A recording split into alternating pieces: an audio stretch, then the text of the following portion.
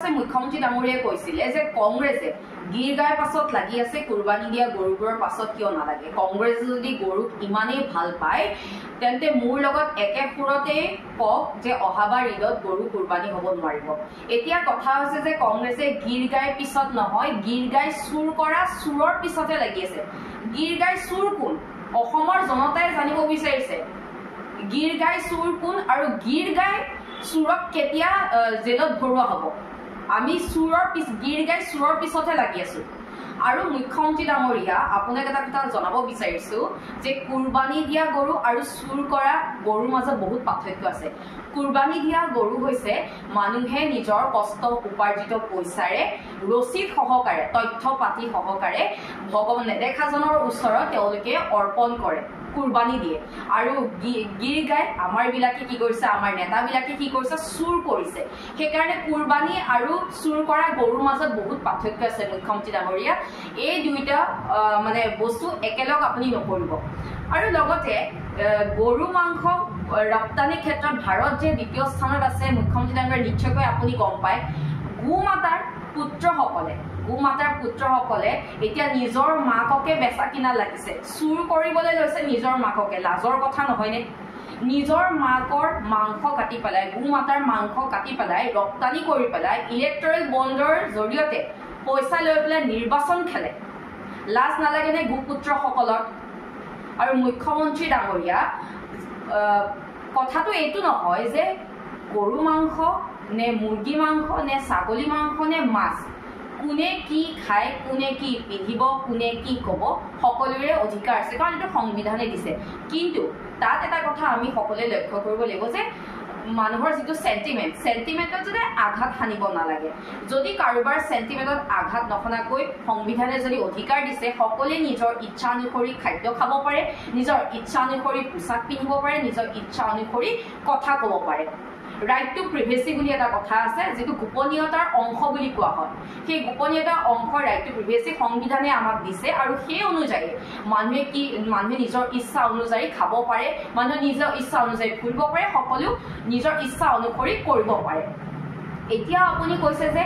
কুৰবানী দিয়া কংগ্ৰেছে মোৰ সুৰতে সুৰ মিলাই কক যে কুৰবানী দিয়া বন্ধ কৰিব লাগে প্ৰথমে আপুনি এই যে গৰু সিন্ডিকেট বিলাক যে চলি আছে এইবিলাক কেতিয়া বন্ধ কৰিব গৰু সিন্ডিকেটত যে যিবিলাক মানে জড়িত থাকে গৰু সিন্ডিকেটৰ লগত সেইবিলাকক কিমান জনক ধৰিলে কিমান জনক এৰেষ্ট কৰিলে এইবিলাক তথ্য আমাক দিয়কচোন ৰাইজক জনক আৰু যিবিলাক গৰু আপোনালোকে ধৰিছিলে আগতে সেইবিলাক গৰু কিমান এতিয়া জীয়াই আছে কিমান বিলাক গৰু মৰিলে এইবিলাকো আমাক তথ্য আমাৰ ৰাইজক জনক লগতে আমি সংবাদ মাধ্যমত দেখিবলৈ পাইছিলো যে শ্ৰীৰামপুৰ গেটেৰে গুৱাহাটী হৈ আপোনাৰ মেঘালয়লৈ যিবিলাক অবৈধভাৱে গৰু লৈ যায় গৰু সৰবৰাহ কৰা হয় তাত গৰু যিবিলাক সিন্ডিকেটৰ লগত জড়িত তেওঁলোকে 2,50,000 পৰা 3 লাখ টকালৈকৈ টকা লয় এইবিলাক আমি সংবাদ মাধ্যমত দেখিবলৈ পাইছিলো এইবিলাক তদন্ত কেতিয়া হ'ব গোপুত্ৰসকলে দেখোন গো সিন্ডিকেটৰ লগত জড়িত এইবিলাক তদন্ত কেতিয়া হ'ব প্ৰথমে এইবিলাকৰ কথা কওঁ কংগ্ৰেছে কি কৰিব লাগে নালাগে সেইখিনি আমি জানো আমাক শিকাব নালাগে আৰু সাংবাদিকৰ যে বুকু কপি উঠা কথা